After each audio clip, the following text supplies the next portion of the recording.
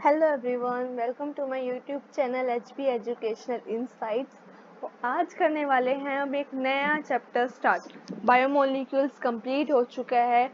आपको पता है इस चैनल पे हमने पहले 4 chapter NCERT line by line के थ्रू कंप्लीट कर चुके हैं। ये हमारा 5th चैप्टर है द लिविंग वर्ल्ड, जो आज की क्लास में हम कंप्लीट करेंगे। ये चैप्टर छोटा भी है और बहुत इंटरेस्टिंग भी चैप्टर है और बहुत इजी भी है, तो इसको हम 2-3 पार्ट में कंप्लीट कर लेंगे एनसीईआरटी लाइन बाय लाइन जाके। जो बच्चे नए हैं उनको मैं बता दूं, जो भी इम्पोर्टेंट पॉइंट होता है उसे मैं हाईलाइट कर देती हूँ। और हमने इस सीरीज का नाम रखा है एनसीईआरटी डीप डाइव सीरीज। तो इस सीरीज को आप रेगुलरली फॉलो करो। मैं रोज एक नया NCERT line by line chapters के पार्ट रिलीज करती हूँ, जो आपको इसी चैनल पे देखने को मिलेंगे।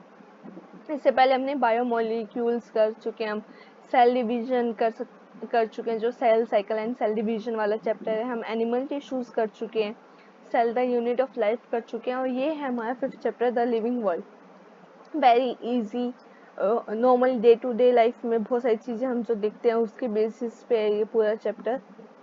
तो आज स्टार्ट करते हैं। पहला पैराग्राफ से स्टार्ट करते हैं। जो भी इंपॉर्टेंट पॉइंट होगा वो मैं हाईलाइट कर दूंगी आपको।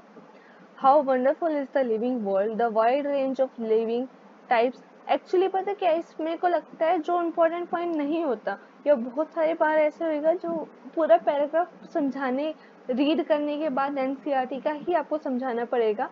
तो अगर आपको लगे कि मैं पूरा पैराग्राफ सिर्फ रीड कर रही हूँ तो उसके बाद मैं समझाऊंगी। एक्चुअली कुछ टॉपिक्स ऐसे होते हैं जो हाफ ऑफ करके नहीं समझाए जाते, पहले उसको पूरा पैराग्राफ आपको रीड करना पड़ेगा, तब जाके आप उसको, जब आप भी खुद रीडिंग करते होगे तब आपने भी नोटिस करा होगा, हाफ ऑफ करके उसका पैटर्न नहीं बनता। पैटर्न जब बनता है तब बहुत सारे पैराग्राफ का, तब आप स्टार्टिंग से एंड तक पढ़ लो। ठीक है, ये फर्स्ट पैराग्राफ में कुछ इम्पोर्टेंट नहीं है, फिर भी मैं आपको रीड करके बता देती हूँ।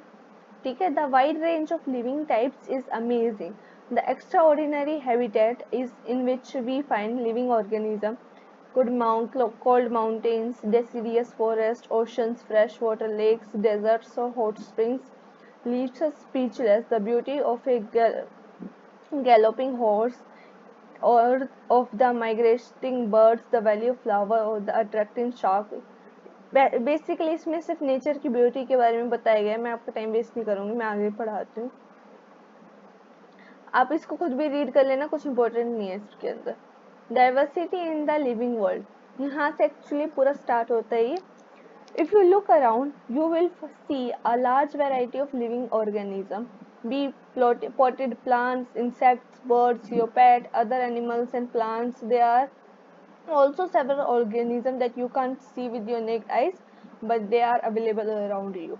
Actually क्या होता है, हम आसपास देखते हैं ना बहुत सारे ऑर्गेनिज्म जो हम हमारे आसपास है। कितने सारे ऑर्गेनिज्म है जो हम, हमारे घर पे जो प्लांट्स हैं, हमारे पेट्स हैं, हम खुद ऑर्गेनिज्म, स्ट्रे डॉग्स हैं, और उसके बाद बर्ड्स, एनिमल्स, इंसेक्ट्स वगैरह, कितने सारे ऑर्गेनिज्म हम अपने डे टू डे लाइफ में देखते हैं। That are living organism. Thousands of organism अभी अभी हमारे आसपास, जहाँ पे आप, जिस टेबल पे आप बैठे हो, जिस बेड पे आप बैठे हो, उसके आसपास प्रेजेंट है, जो usually you can't see it with your necked eyes, मतलब आप अपने आंखों से नहीं देख सकते। वो कब के किसी इलेक्ट्रॉनिक माइक्रोस्कोप के नीचे आप विजिबल हो पाते हैं।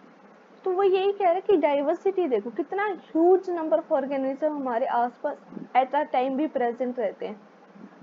If you were to increase the area that you make observation in, the range and variety of organism that you see would increase. वो कह रहे हैं अगर आप एरिया को इंक्रीज कर दोगे, अभी मैं जिस रूम में बैठी हूँ, मैं उस रूम के अंदर का एरिया, या तो उस रूम के अंदर आप होगे, या आपके फैमिली मेंबर्स होंगे, या कोई आपका पेट हो सकता है, या आपको कोई हाउस फ्लाइज वगैरह दिख सकती है। ठीक है, एक रूम के अंदर की बात हो रही हूँ, बट अगर आप इसको पूरे घर के अंदर देखो तो अलग अलग चीज भी मिलेंगे ना आपको। आपको अपने टेरेस पे आपको प्लांट्स मिल सकते हैं, कोई कुछ और चीज आपको अपने घर में लिजर्ड्स वगैरह देखने को मिल सकते हैं। तो वो ये कह रहा है अगर आप एरिया बढ़ाओगे तो वहाँ पे नंबर ऑफ ऑर्गेनिज्म जो आप ऑब्जर्व करोगे वो भी इंक्रीज हो जाते हैं। Obviously, if you were to visit a dense forest, you would probably see a much greater number and kind of living organism in it. तो क्या अगर आप किसी डेंस फॉरेस्ट बहुत घने जंगल में जाओ, आप किसी ऊपर नॉर्थ साइड में हिमाचल नैनीताल साइड में चले जाओ, मसूरी, जहाँ पे बहुत और डेंस फॉरेस्ट है, वहाँ पे क्या होगा, उतने ही नए नए kind of greater number of organism आपको देखने को मिलेंगे। Each different kinds of plants, अलग अलग टाइप के प्लांट्स एनिमल ऑर्गेनिजम्स हो सकते हैं जो अलग अलग स्पीसीज को बिलोंग करें। स्पीसीज क्या होता है, अलग अलग चीजें, ये जो वर्ड्स आएंगे प्रॉपर इसे हम पार्ट 2 में पढ़ेंगे। आज के पार्ट में हम स्पीसीज वगैरह, एक्चुअली बहुत सारी चीजें होती हैं। स्पीसीज आपने सुना होगा, फिर आपने जीनस, आपने फैमिली, ऑर्डर, इन सब चीजों के बारे में सुना होगा। ये इसी चैप्टर के अंदर हम पढ़ेंगे बट नेक्स्ट क्लास में। The number of species that are known and described range between, that is very important part. जो number of species आज तक देखी गई हैं, जानी गई हैं, वो कितनी है? between 1.7 to 1.8 मिलियन स्पीसीज आज तक हमने देखी। कितनी? 1.7 to 1.8 million, that is huge number. और ये अभी तक सिर्फ जिन्हें हम जानते, अभी अब पढ़ोगे 12th में जाके, अभी भी इतनी ऑर्गेनिज्म, इतनी डाइवर्सिटी बाकी है जो हमारे साइंटिस्ट ने, हमने आज तक डिस्कवर ही नहीं करी है। अगर वो भी डिस्कवर हो जाए तो इनका नंबर बहुत ज़्यादा इंक्रीज हो सकता है। तो अभी कितना है? 1.7 to 1.8 मिलियन स्पीसीज, जिसको भी हम जानते हैं। दिस रेफर्स टू बायोडाइवर्सिटी और the number and type of organism present on earth. Biodiversity means, bio means is kind of representation to living things and diversity means विभिन्नता। हिंदी में हम बोलते हैं ना विभिन्नता, आप लोगों ने बहुत वर्ड सुना होगा। तो मतलब लिविंग ऑर्गेनिज्म में कितनी सारी डाइवर्सिटी, कितने सारे टाइप ऑफ ऑर्गेनिज्म आपको देखने को मिलते हैं, वो ये होता है बायोडाइवर्सिटी, जो कि हमारे अर्थ पे प्रेजेंट है। We should remember here we explore new areas and even old ones, new organism are constantly being identified. वो क्या कहने की कोशिश कर रहे हैं? वो कह रहे हैं अगर आप कहीं नई जगह पे जाओ या इवन आप बहुत पुरानी किसी जगह पे जाओ, आपको ना कुछ नए ऑर्गेनिज्म कॉन्स्टेंटली, कॉन्टिन्यूसली क्या हो रहा है? आइडेंटिफाइड, मतलब पहचाने जा रहे हैं। बहुत सारे नए ऑर्गेनिज्म की डिस्कवरी हो रही है। As stated earlier, there are millions of plants and animals in the world. अगर पहले की बात करें तो millions of plants and animals इस वर्ल्ड में प्रेजेंट थे। We know the plants and animals in our own area by local name. वो कह रहे हैं जैसे हमारे प्लांट्स और एनिमल हमारे लोकल एरिया में प्रेजेंट होते हैं, उन्हें हम किसी लोकल नेम से जानते हैं। बहुत जगह पे सेम चीज होती है बट अलग अलग नाम से बोला जाता है ना?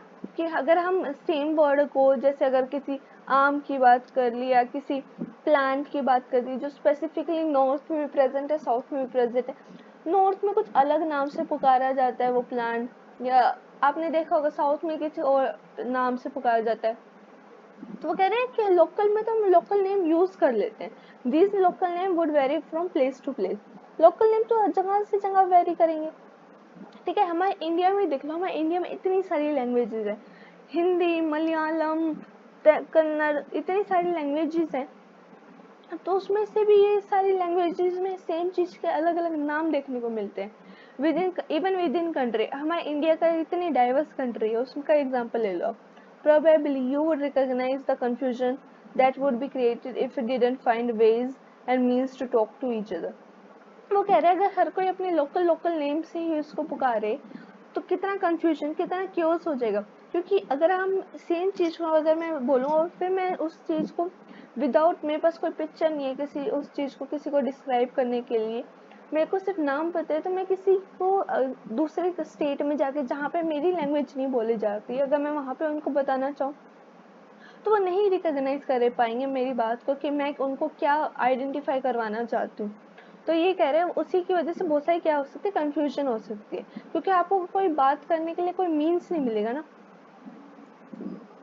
उसके लिए क्या हुआ, एक्चुअली साइंटिस्ट ने एक काइंड ऑफ नोमेनक्लेचर निकाला। Nomenclature is a kind of common name pattern जो सबके लिए कॉमन होएगा, from India to America to Russia to Japan, हर जगह वो नोमेनक्लेचर फॉर्मूलेज वगैरह आपको क्या करे जाएंगे? फॉलो किए जाएंगे।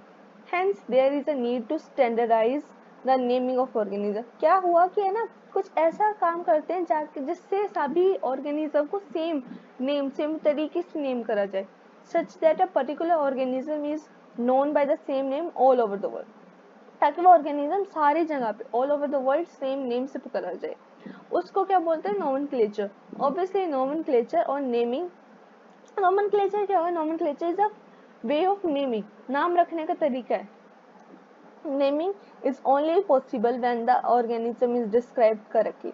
आप किसी का नाम तभी रख सकते हो ना जब उसके बारे में आपको, उसके कैरेक्टरिस्टिक, उसके बारे में आपको अच्छे से पता हो, उसके बारे में आपको अच्छे से डिस्क्राइब करा जाए। We know to what organism the is the name attached to, this is identification. Identification क्या होता है, आइडेंटिफाई करते हैं ना चीजों को। आप किसी चीज को आइडेंटिफाई कर पा रहे हो, नहीं ये तो मैं आइडेंटिफाई कर रही हूँ कि ये इसके अंदर ये कैरेक्टरिस्टिक्स है। या हम अगर normal day to day life में क्या करते हैं कि अगर मेरे को पता है ये इंसान बहुत टॉकेटिव है, या इस इंसान के स्पेसिफिक कोई अदर कैरेक्टर्स है, तो उसको क्या बोलेंगे, आइडेंटिफिकेशन। नॉर्मल इंग्लिश वर्ड है ये, तो किसी को कोई दिक्कत नहीं होगी, बहुत यूज करते हैं हम normal day to day life में भी। In order to facilitate the study, number of scientists have established procedure to assign। क्या कह रहे हैं, साइंटिस्ट ने वगैरह ने बहुत सारे प्रोसेस को, एक टाइप का नाम असाइन करने के लिए साइंटिस्ट ने प्रोसेस बनाया, ठीक है। Have established procedure to assign a scientific name to each known organism, हर किसी नॉन ऑर्गेनिज्म को नेम करने का। This is acceptable to biologists all over the world। सारे बायोलॉजिस्ट इसको मानते हैं ऑल ओवर द वर्ल्ड, कोई एक्सेप्शन नहीं है। आप ये नहीं कह सकते मेरी कंट्री में इनको नहीं माना जाएगा। आपकी कंट्री में आपके लोकल नेम्स हो सकते हैं, बट अगर जो साइंटिफिक नेम अगर उसको करना है तो all over the world same रहेगा और सबको मानना ही पड़ेगा। This is acceptable to biologist. अच्छा ये तो पढ़ लिया। For plant scientific names are based on agreed principle and criteria which are provided in international, that is very important, international code of botanical nomenclature। what is this? अगर हमको plant का नाम करना है ना, प्लांट के नेम करने के लिए कुछ प्रोसेस बनाए गए हैं, किसके through, international code for botanical nomenclature. जो इसके प्रिंसिपल और क्राइटेरिया के हिसाब से ही हमको क्या करना पड़ेगा, प्लांट्स का नाम। बॉटनिकल हम वर्ड यूज करते हैं जब हम प्लांट्स की बात करते हैं, तो यही है। इस कोड को याद रखना बहुत बार पूछा जाता है। What is the full form of ICBN, international code for botanical nomenclature. Nomenclature में किसका, बॉटनिकल, बॉटनिकल मतलब प्लांट्स के नोमेनक्लेचर करने का। आगे पढ़ते हैं। You may ask how are animals name. अब ये आपने प्लांट्स का नेमिंग कैसे हुआ, किस ऑर्गेनाइजेशन ने करा, ये बता दिया। अब आप बताओ एनिमल्स कैसे हुए। Animals taxonomist have evolved international code for zoological nomenclature। एक नया नाम आ गया, क्या, international code for zoological nomenclature। zoological हम वर्ड यूज करते हैं हमेशा एनिमल्स वगैरह के लिए। अब एनिमल्स के नेम करने के लिए आया ICZN, इसकी भी फुल फॉर्म पूछी जाती है, आप इन दोनों की फुल फॉर्म याद रखना। The scientific name ensure that each organism has only one name। Scientific name का हमको करने से क्या फायदा हुआ, ताकि हर एक ऑर्गेनिज्म को एक ही नाम मिले, ठीक है, एक स्पेशल उसके पास एक नाम असाइन हो जाए, ताकि फर्स्ट ऑफ ऑल आप पूरे वर्ल्ड में आप उसको रिकॉग्नाइज कर पाए। एक कुछ ऐसा साइंटिफिक नेम जो हर जगह सेम हो, ठीक है। Description of any organism should enable the people in any part of the world to arrive the same name।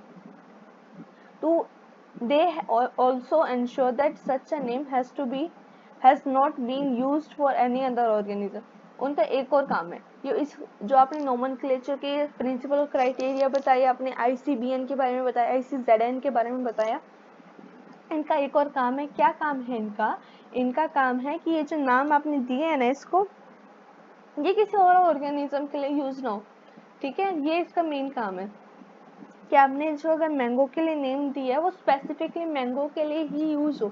अगर मैंगो से मिलता जुलता आपको कोई फ्यूचर में, इन फ्यूचर कोई उससे बिल्कुल कुछ 90% कैरेक्टरिस्टिक सेम है, और कोई आपको एक नया कुछ प्लांट या कोई नई डिस्कवरी होगी, तो वो सेम नेम ना, उसको एक अलग नाम दिया जाएगा।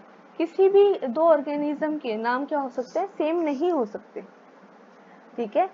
ये काम किसका है, ये भी काम इन्हीं इंटरनेशनल कोड्स का है। Biologist follow universally accepted principal. ये देखो अब 4-5 ये हम पॉइंट्स पढ़ेंगे, दैट इज वेरी इंपॉर्टेंट। इनसे ही नाम बनता है, और ये फिर आगे हम क्लासिफिकेशन टैक्सा वगैरह के आज की क्लास में पढ़ेंगे पूरा, ठीक है। स्टार्ट करते हैं। क्या है पहले, biologist follow universally accepted principle to prove scientific provide scientific names to known organism. एक क्या है, यूनिवर्सली एक्सेप्टेड प्रिंसिपल है, ये हर जगह ना, ये जो रूल्स है वो हर जगह ही फॉलो होते हैं, यूनिवर्सली एक्सेप्टेड है ये। Each name has two component. अब यहाँ से ई 2x इम्पोर्टेंट हो गया। हर एक नेम के कितने कंपोनेंट होते हैं, 2 कंपोनेंट। पहला कंपोनेंट, एक सेकंड में इसका ना कलर चेंज कर देते हैं। पहला कंपोनेंट क्या हुआ, जेनरिक नेम। दूसरा कंपोनेंट क्या हुआ आपका, scientific epithet, sorry specific epithet. Generic name और स्पेसिफिक एपिथेट, ये 2 क्या कंपोनेंट्स है हर नाम के। This system of providing name with 2 component is called binomial nomenclature.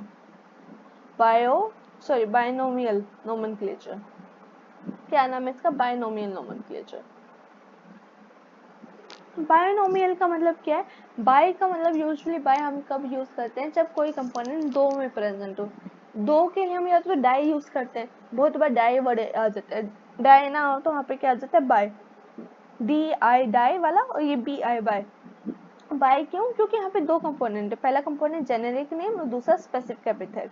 ठीक है, this naming system given by Carolus Linnaeus. किसने दिया था ये नेमिंग सिस्टम, कैरोलस लीनियस ने, नाम याद रखना।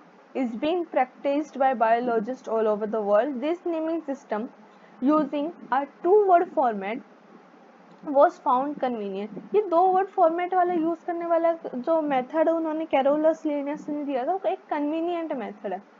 ठीक है, ये बहुत ज़्यादा डिफिकल्ट प्रोसेस नहीं है नाम रखने का। अभी आप देखोगे इट्स नॉट दैट डिफिकल्ट, एक कन्वीनियंट प्रोसेस है। Let us take the example of mango. किसका एग्जांपल लेते हैं, मैंगो का। To understand the way of providing scientific names better, एक एग्जांपल के थ्रू समझते हैं। एग्जांपल किसका, मैंगो का। मैंगो के साइंटिफिक नेम क्या होता है, मैंगीफेरा इंडिका। चलो मैं आगे बताती हूँ। The scientific name of mango is written as Mangifera indica.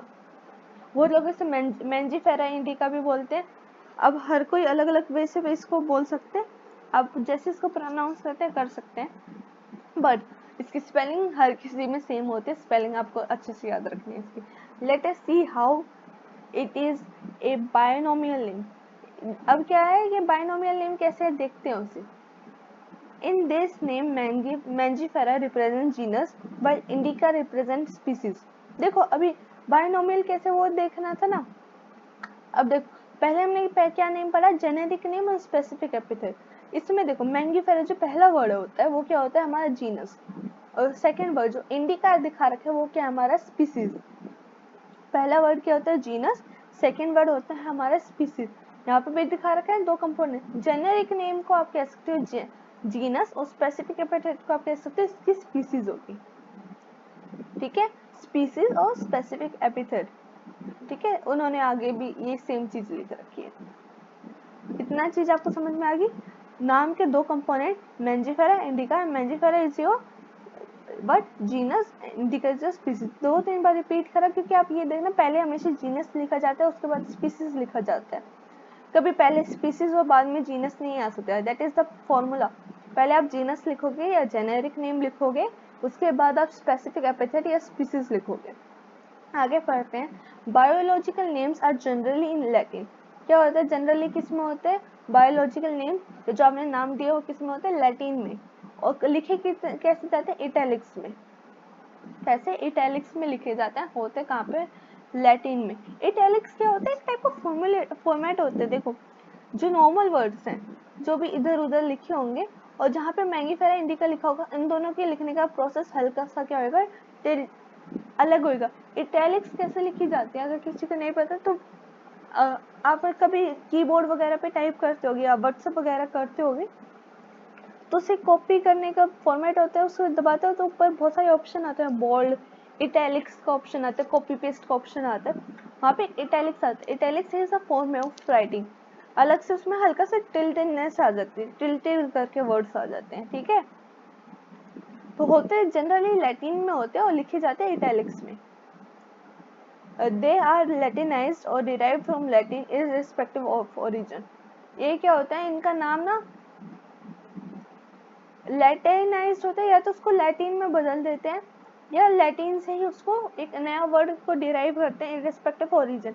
ये नहीं कर सकते आप कि इंडिया में है तो इंडिका, देखो मैंगीफेरा इंडिका एक इंडियन स्पीसीज के बारे में बता रखा है, बट यहाँ पे ये नहीं है हम आम भारतीय इसको लिख दे।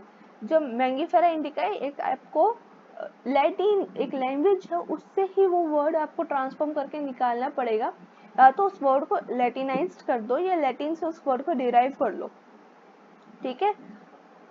इररिस्पेक्टिव ऑफ रीजन ये नहीं कर सकते आप कि आप इंडिया में रहते हो तो अपनी आम संतरा उसको ऐसे अपने लोकल लैंग्वेज में दोगे, ठीक है। इररिस्पेक्टिव ऑफ रीजन का मतलब यही है। The first word in the biological name represent genus, मैंने आपको बताया पहला वर्ड जीनस होता है, और सेकेंड कंपोनेंट क्या डिनोट करता है आपका specific epithet. We all know very well about this, मैंने क्योंकि 2-3 बार आपको रिपीट करा था। थर्ड पॉइंट क्या है, by both the words in biological name when hand written are separately underlined. ये वाला पॉइंट बहुत इंपॉर्टेंट है, अगर जब हम इसको हैंड रिटन करते हैं हाथों से लिखते हैं ना, दैट इज अभी जो आप पढ़ रहे हो ये that is printed format not hand written.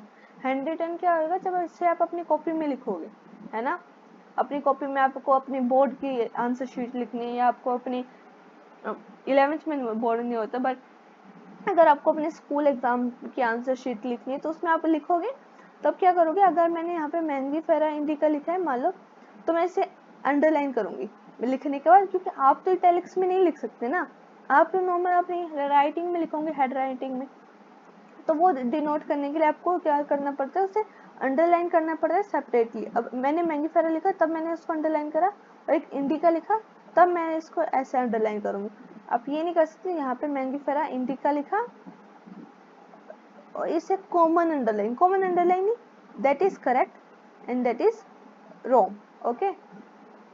Separately underline और प्रिंटेड इन इटैलिक्स, और किस में प्रिंट करते हैं इटैलिक्स में, मैंने आपको पहले भी बता दिया, to indicate their Latin origin. Printed italics में प्रिंट इसका क्या डिनोट करता है कि ये कैसे लैटिन ओरिजिन के वर्ड्स हैं। The first word denoting the genus, अब देखो ये क्या है, फर्स्ट वर्ड जो होता है ना, जो वो क्या जो जीनस के बारे में बताते हैं, मैंने आपको बताया first word is your genus, second word is your word specific epithet. First word जो जीनस को डिनोट करते हैं उससे स्टार्ट करते हैं कैपिटल लेटर की, और स्पेसिफिक एपिथेट को आप स्टार्ट करते हैं स्मॉल लेटर के साथ। यहाँ पे जब मैंने लिखा था आपने देखा होगा, मैंने एम को कैपिटल बनाया, आई को स्मॉल, एम को कैपिटल बनाया, आई को स्मॉल। यहाँ पे मैंगीफेरा इंडिका लिखा होगा, आप देखो एम कैपिटल आई स्मॉल। ये क्या है, जीनस वाला जो वर्ड होगा उससे कैपिटल वर्ड से स्टार्ट करा जाएगा, इंडिका जो आपका स्पेसिफिक एपिथेट होगा उससे क्या स्मॉल वर्ड से, स्मॉल लेटर जिसको हम कहते हैं कैपिटल लेटर, स्मॉल लेटर हम जो इंग्लिश में पढ़ते हैं उससे स्मॉल लेटर से डिनोट करा जाएगा। अब एग्जांपल मैंगीफेरा इंडिका देख रहे होगे आप, ये हल्का सा आप देखो कि जैसे जिस वे में एग्जांपल विद द लिखे उससे वे में मैंगीफेरा इंडिका यहाँ पे नहीं लिखा है ना, ये क्यों, क्योंकि ये इटैलिक्स में प्रिंट है, अभी प्रिंट कर रखा है ना ये, तो इटैलिक्स में प्रिंट है इसलिए। Name of the author appear after the specific epithet at the end of biological name and it is written in abbreviated form। मतलब क्या है ये कह रहा है अगर मान लो बहुत सारे नामों में क्या होता है, हमको ऑथर या मान लो किसी ने डिस्कवर करा, मैंने एक नया ऑर्गेनिज्म को डिस्कवर करा तो मैं उसकी डिस्कवर होगी, और मेरे को अभी मैं उसका नोमेनक्लेचर कर रही हूँ, कोई ऑर्गेनिज्म था और मैंने उसको डिस्कवर, वो पहले हो चुका था पर उसका नोमेनक्लेचर नहीं हुआ था, उसका नाम नहीं रखा गया था, मैं उसका नाम रख रही हूँ। तो बहुत बार क्या कहते हैं साइंटिस्ट, हर कोई चाहता है कि उसका नाम उसके डिस्कवरी उसके साथ जुड़ी रहे, उसका नाम उसकी डिस्कवरी के साथ जुड़ा रहे। तो क्या करते हैं, जो ऑथर है जिसने उसका नाम लिखा है, जिसने का उसका डिस्कवरर है, तो वो उसका नाम लिखते वक्त अपना नाम भी उसमें जोड़ देता है। तो वो क्या होता है, जब आपने मैंगीफेरा इंडिका लिख लिया, जीनस हो गया मैंगीफेरा इंडिका हो गया स्पीसीज, अब मेरे को क्या ऑथर का नाम जो उसके बीच में लास्ट में जोड़ना है, तो वो लास्ट में जुड़ेगा। वो कैसे जुड़ेगा, एब्रीविएटेड फॉर्म में, ठीक है। एब्रीविएटेड या लाइक देखो हम बहुत बार क्या होते हैं बड़े बड़े वर्ड्स को हम छोटे छोटे एटसेट्रा लिखते हैं तो हम ETC लिख देते हैं, है ना, या हम एग्जांपल के लिए E.G या EX का यूज कर लेते हैं। तो ये क्या होती है उसकी एब्रीविएटेड फॉर्म, बड़ा नाम ना लिख के हम छोटे छोटे वर्ड उसको यूज कर लेते हैं, क्योंकि वो डिनोट करने के लिए। अब इसके पूरे जैसे इसको ये कैरोलस लीनियस के ने डिस्कवर करा था मेंजिफेरा इंडिका को। आपने यहाँ पे कैरोलस लीनियस से देखा। अब ये देखो, अगर आप मेंजिफेरा इंडिका कैरोलस लीनियस पढ़ते ये नाम बड़ा हो जाता।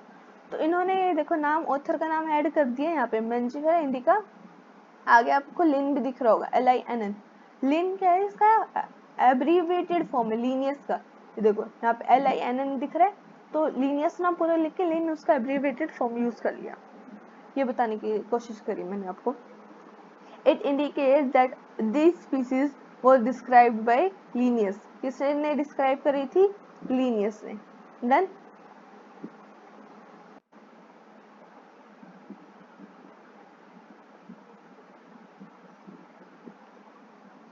तो अब क्या पढ़ेंगे हम? Since it is nearly impossible to study all living organism, it is necessary to devise some means to make this possible.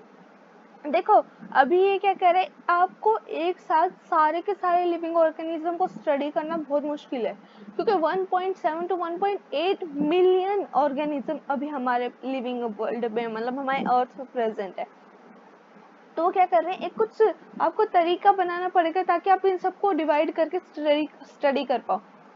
तो प्रोसेस क्या है? क्लासिफिकेशन। ठीक है, what is the process called? Process is called classification. Done. आगे बढ़ते हैं। Classification is a process by which anything is grouped into convenient category based on some easily observable characters.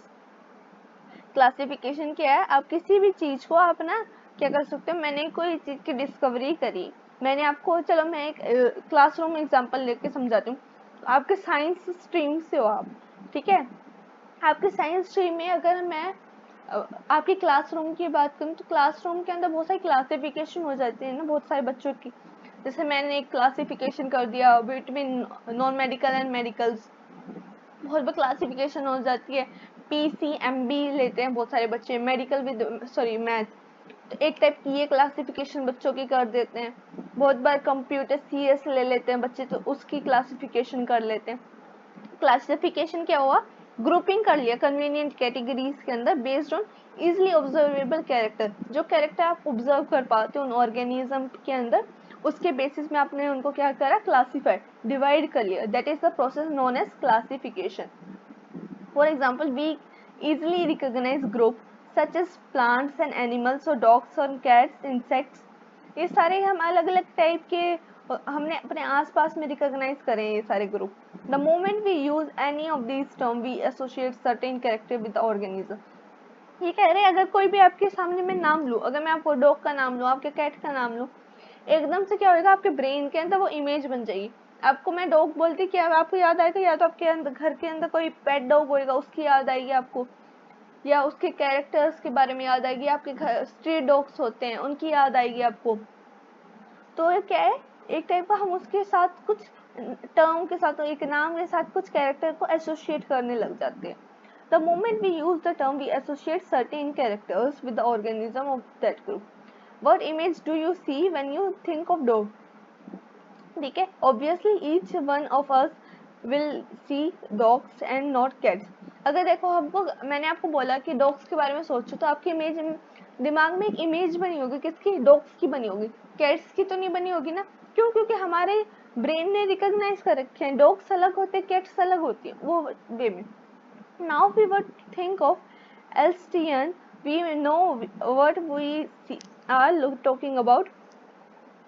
Similarly, suppose we were to say mammals, you would of course think of animal with external ears and body hairs likewise। देखो mammals के बारे में बोलते हैं, mammals हम पढ़ते हैं ना, अगर किसी ने पहले एनिमल किंगडम वगैरह के बारे में पढ़े, अभी हमारी सीरीज कंप्लीट होने से पहले, या अपने आपके कोई नीट के लिए प्रिपेयर कर रहा है जिसने एनिमल किंगडम पढ़ा है, तो उसने मैमल्स के बारे में स्टडी करी होगी। मैमल्स क्या होते हैं? जिनके एक्सटर्नल ईयर्स होते हैं, जिनके ऊपर बॉडी हेयर होते हैं, जिनके पास मेमोरी ग्लैंड्स होते हैं, वो मैमल्स होते हैं। ठीक है, तो मैमल्स के नाम बोलते हैं, आपको ऐसे ऑर्गेनिज्म की याद आने लगेगी मैमल जिनके पास हेयर्स हैं। ठीक है, प्लांट के बाद बोलते हैं आपको व्हीट राइस वगैरह की बात में याद हो जाएगी। ये सारे बारे उसके बारे में बता रखे हैं। The scientific term for these categories taxa, ये वाली बात अब यहाँ से याद रखो।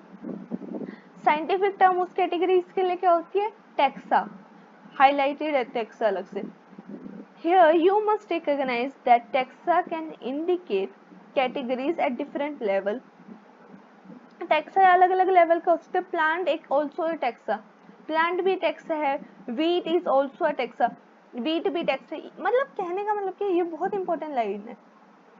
टैक्सा ये नहीं है कि आप स्पेसिफिकली कुछ ही टर्म्स के लिए आप टैक्सा यूज कर रहे हो। टैक्सा क्या हो, एक काइंड ऑफ कैटेगरी को नाम देती है टैक्सा। प्लांट भी एक टैक्सा है। अब हम प्लांट के अंदर बात करते हैं, प्लांट के अंदर मैं स्पेसिफिकली वीट की बात करूँ तो वीट भी टैक्सा है, ठीक है। अगर मैं आगे जाके एनिमल्स की बात करूँ, मैमल्स की बात करूँ, डॉग्स की बात करूँ, हर कोई अलग अलग कैटेगरीज है, ठीक है। आप हर किसी को अलग अलग वे में पढ़ते हो, बट हर कोई क्या है, टैक्सा, क्योंकि हम अभी कैटेगरीज की बात कर रहे हैं। But you know that a dog is a mammal and mammals are animals.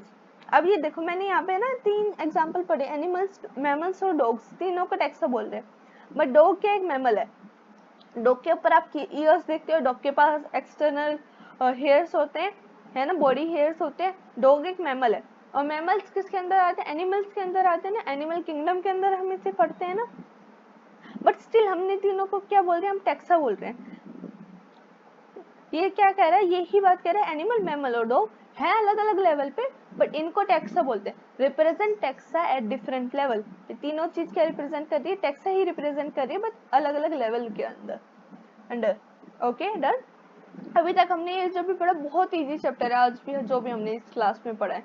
हमने ICBN, ICZ, नोमेनक्लेचर, आइडेंटिफिकेशन, फिर नोमेनक्लेचर के बारे में पढ़ा, कैसे हम इसको नाम देते हैं। उसके बाद अभी तक हमने टैक्सा पढ़ा है, ठीक है। आगे पढ़ते हैं टैक्सोनॉमी के बारे में। Hence, based on characteristic, all living organism can be classified into different taxa. देखो, कैरेक्टरिस्टिक्स के बेसिस पे, मतलब उसके अंदर क्या कैरेक्टर्स है, उसके बेसिस पे आप इनको अलग अलग टैक्सा में, अलग अलग ग्रुप, अलग अलग कैटेगरीज में डिवाइड कर सकते हो। और process of classification, what is classification? Classification तो मैंने बोला ना, एक काइंड ऑफ डिवीजन, इसे हम क्या बोलते हैं, टेक्सोनॉमी, ठीक है। कैरेक्टराइजेशन और क्लासिफिकेशन में प्लीज कंफ्यूज मत होना। कैरेक्टराइजेशन मतलब कैरेक्टर कैसे, अगर मैं आपको बोलूं कि किसी ऑर्गेनिज्म के बारे में कि इसका कैरेक्टर ऐसा है, ये ऐसे बिहेव करता है, या ये इसके ऑब्जर्वेबल या फेशियल कैरेक्टर्स ऐसे हैं, ठीक है, तो ये क्या होगा, उसका कैरेक्टर्स बताना, उसके क्या क्या स्पेसिफिक चीजें उसके बारे में बताना। Classification is like a division, उनको डिवाइड करना अलग अलग ग्रुप्स में, that is your classification. Please don't get confused between classification and characterization. और प्रोसेस ऑफ क्लासिफिकेशन को क्या बोलते हैं, taxonomy. External and internal structure along with the structure of cell development process and ecological information of organism are essential and form the basic of modern taxonomical group. Modern taxonomical studies ये क्या कह रहे हैं, ये कह रहे हैं, देखो हम अभी तक हमने एक्सटर्नल फीचर्स के बारे में पढ़ा कि देखने में कैसा है। अब क्या होएगा, टेक्सोनॉमी क्या होती है, डिवाइड करना, क्लासिफिकेशन करना, बट क्या सिर्फ एक्सटर्नल फीचर्स पे नहीं, external, internal, along with structure of cell. Cell कैसे, आप प्रोकैरियोटिक और यूकैरियोटिक को सेम ग्रुप में नहीं डिवाइड कर सकते ना, दोनों का स्ट्रक्चर ऑफ सेल्स ही अलग है, ठीक है। वो कैसे डेवलपमेंट कैसे कर रहा है, कोई ऑर्गेनिज्म है कि बहुत ज्यादा एक क्या कहते हैं, बहुत ज्यादा कॉम्प्लेक्स ऑर्गेनिज्म है और जो बहुत कॉम्प्लेक्स क्लाइमेटिक कंडीशंस में ग्रो कर रहा है, उसको आप बिल्कुल उसके साथ नहीं कर सकते जो बहुत इजीली ग्रो कर रहा है, ठीक है। Development process, ecological information of organism, ये सब क्या है, मॉडर्न टेक्सोनॉमी के लिए जरूरी है। मॉडर्न टेक्सोनॉमी मतलब जो आज के टाइम में हम क्लासिफिकेशन कर रहे हैं उसके लिए, दैट इज ये वाला पॉइंट है जो मैं अभी हाईलाइट कर रही हूँ, ये वाला पॉइंट बहुत इंपॉर्टेंट है। देखो इसमें क्या है, इसमें ना आपको छोटे छोटे पैरा दे रखे हैं और पैरा के अंदर बहुत सारी टर्मिनोलॉजीज यूज कर रखी है। हर पैरा के अंदर आपको नया वर्ड देखने को मिलेगा। आपने अभी टैक्सा पढ़ा, अब हमने टेक्सोनॉमी पढ़ा, ठीक है। अब आप एक नए 2-3 नए शब्द पढ़ोगे, क्या इसमें बहुत चैप्टर छोटा है, चैप्टर इजी है मैं मानती हूँ, बट टर्म्स बहुत सारी है, उन टर्म्स में कंफ्यूजन होने का बहुत ज्यादा चांस है, ठीक है। आप एक एक पॉइंट को अच्छे से पढ़ोगे, बहुत इजी है ये।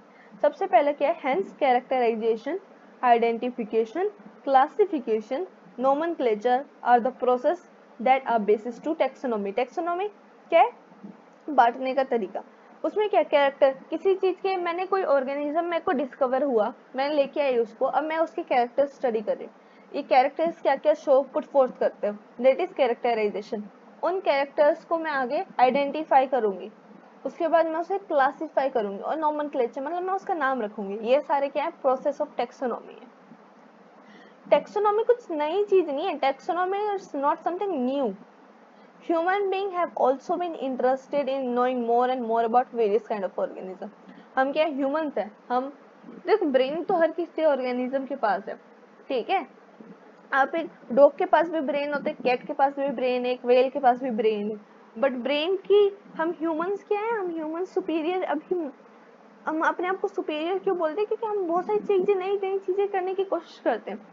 ह्यूमंस क्या है, उनको नए नए ऑर्गेनिज्म के बारे में जानना और ज्यादा से ज्यादा जानना अच्छा लगता है, particularly with reference to their own use. Mainly पहले के टाइम पे क्यों करा करते थे वो, ताकि अपने यूज के लिए उनको पता चला। मान लो मैं आपको एक एग्जांपल के थ्रू, पहले के टाइम पे क्या हुआ, कैसे एक डॉग हमारा पेट एनिमल बन गया। पहले के टाइम पे किसी कोई, जब हमारे केव टाइम पे रहा करते थे, बहुत लोगों को पता चला, उनका कैरेक्टर नोटिस करा उन्होंने, जैसे डॉग पहले वो जंगली कुत्ते होते थे। यूजुअली आज के टाइम पे जो डॉग्स है बहुत पेट फैमिली फ्रेंडली है, पहले नहीं होते थे, वो जंगल में रहा करते थे, उनको अपनी भी सेफ्टी करनी है। तो वो कह रहे हैं उन्होंने डॉग्स वगैरह के बारे में कैरेक्टराइजेशन करा, उनके बारे में जानने की कोशिश करी और फिर उनको अपने यूज के लिए, भैया ये तो बहुत लॉयल एनिमल है, ये बहुत ना सेफ्टी के लिए, अपनी सेफ्टी के लिए, अपने फैमिली की सेफ्टी के लिए बहुत जरूरी है, तो उन्होंने अपने घर के पास उसको पालना चालू कर दिया। तो क्यों, पहले के टाइम पे वो अपने यूज के बेसिस पे क्लासिफिकेशन करते थे। आजकल क्या होता है, आजकल अपने यूज के लिए भी करते हैं और इंफॉर्मेशन ज्यादा से ज्यादा गैदर उसके लिए भी करते हैं। In early days human beings needed to find sources for basic need. पहले के टाइम पे हमको बेसिक नीड चाहिए होती थी, फूड चाहिए होता था, क्लोथिंग चाहिए होता था, शेल्टर चाहिए होता था। फूड मींस खाना, क्लोथिंग पहनने के कपड़े, shelter is like home. Hence the earliest classification was based on uses. तो सबसे पहली क्लासिफिकेशन किस पे बेसिस थी, उनकी यूजेस क्या है, कैसे हम उसको यूज कर सकते हैं किसी ऑर्गेनिज्म को, उस पे बेस्ड था। Human beings were since long not only interested in knowing more about different kind of organism and their diversity but also relationship among them. अभी तक हमने क्या पढ़ा, हमने पढ़ा कि लोग जानने लगे थे अलग अलग ऑर्गेनिज्म के बारे में। अब क्या कर रहे हैं, अब लोग जान भी रहे हैं और different different kind of organism के बीच में रिलेशन भी फाइंड करने की कोशिश कर रहे हैं कि क्या ये पहले के टाइम में कोई कहीं ना कहीं रिलेटेड थे, क्या हमारे जेनेटिक लेवल किसी और एनिमल का जेनेटिक लेवल कंबाइंड है, क्या हम उनके जैसे रिलेट कर पाते हैं। तो रिलेशनशिप फाइंड करना अभी स्टार्ट कर दिया लोगों ने। The branch of study were referred to, branch of study जो इसके बारे में, ऐसे रिलेशनशिप बनाने के बारे में, इन सब के बारे में स्टडी करती है, उसे क्या बोलते हैं, सिस्टमैटिक्स। ठीक है, the word systematics is derived from Latin word. ये सिस्टमैटिक्स कहाँ से डिराइव्ड है, लैटिन वर्ड। अभी हमने नोमेनक्लेचर करा था, नोमेनक्लेचर में नाम कहाँ से डिराइव होते थे, लैटिन से ना। ऐसे सिस्टमैटिक कहाँ से डिराइव्ड है, एक लैटिन वर्ड सिस्टमा से, which mean systemic arrangement of organism. System का मतलब होता है एक सिस्टमैटिक वे में अरेंज करना ऑर्गेनिज्म को। हमारे स्कूल में भी तो, अगर हम स्कूल का एग्जांपल है, स्कूल में भी तो बहुत सिस्टमैटिक वे से बच्चों को ऑर्गेनाइज करा जाता है ना। बहुत स्कूलों में जैसे अब एक पर्टिकुलर क्लास के अंदर, 9th क्लास के अंदर सेम एज ग्रुप के बच्चे लिए जाते हैं। यूज एज ग्रुप के मतलब जिनके पास पहले 8th तक की नॉलेज हो, उसी यूजुअली सेम एज ग्रुप होता है उन बच्चों का, ठीक है, जिनकी बायोलॉजिकल नीड्स सेम हो, ऐसे बच्चों को लिया जाता है। ठीक है, एक नॉर्मल स्कूल में एक नॉर्मल बच्चे ही पढ़ सकते हैं ना। अगर कोई बच्चा स्पेशली एबल्ड है, वो एक नॉर्मल स्कूल में नहीं पढ़े, क्यों, क्योंकि एक सिस्टमैटिक अरेंजमेंट होती है बच्चों की, उनके लिए एक स्पेशल स्कूल्स होते हैं। Linnaeus used Systema Natura as the title of his publication. Very very important. बहुत क्वेश्चन पूछे जाते हैं यहाँ से बहुत ज़्यादा कि लीनियस, हमने लीनियस जी के बारे में पढ़ा जिन्होंने नोमेनक्लेचर दिया था, कैरोलस लीनियस। उन्होंने सिस्टमा नेचुरा करके अपनी एक पब्लिकेशन, मतलब अपनी एक बुक की नाम करा, नाम का नाम क्या था, मतलब उस बुक का सिस्टमा नेचुरा। Okay done.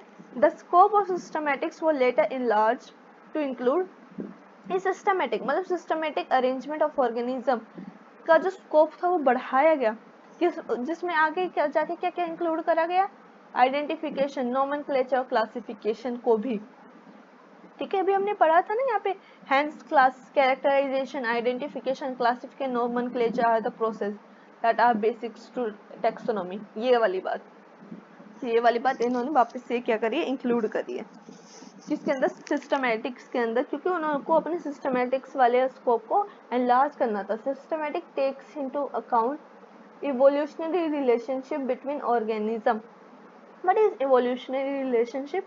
मतलब जब इवॉल्व हो रहे हो ना आप, ठीक है, अब सिस्टमैटिक्स ने अब आगे जाके क्या इसमें ऐड कर लिया, जब आप इवॉल्व हो रहे थे, दो ऑर्गेनिज्म इवॉल्व हो रहे थे, तो उनकी क्या इवॉल्व होने के टाइम में कोई रिलेशनशिप था एक दूसरे के अंदर, वो इवोल्यूशनरी रिलेशनशिप बिटवीन ऑर्गेनिज्म हुआ। ठीक है, क्या वो किसी टाइम पे जब इवॉल्व हो रहे थे, मतलब जब टाइम के साथ उनके बॉडी के अंदर चेंजेस आ रहा था, वो इवोल्यूशन होता है ना, इवोल्यूशन। अगर किसी ने पहले सुना इवोल्यूशन के बारे में, एक इवोल्यूशन का क्लास 12 में प्रॉपर एक चैप्टर है कि कैसे एक अर्थ में पहले कोई ऑर्गेनिज्म नहीं रहा करते थे, कैसे अर्थ एक मोल्टन मास था जहाँ पे हर जगह सिर्फ मोल्टन लावा जैसा सब्सटेंस था। बट आज देखो कितने क्लाइमेटिक चेंजेस हैं, हमारे पास डेजर्ट्स भी हैं, हमारे पास डेंस फॉरेस्ट भी हैं, हमारे पास अंटार्कटिका जैसा एक अलग से लैंड है जहाँ पे सिर्फ फ्रोजन है सारी चीज़ें।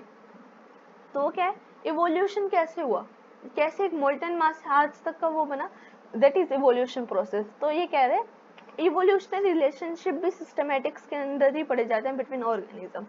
आज की क्लास में हमने इतनी सारी चीज़ें देखी। आई होप आपको ये आज की क्लास समझ में आई हो।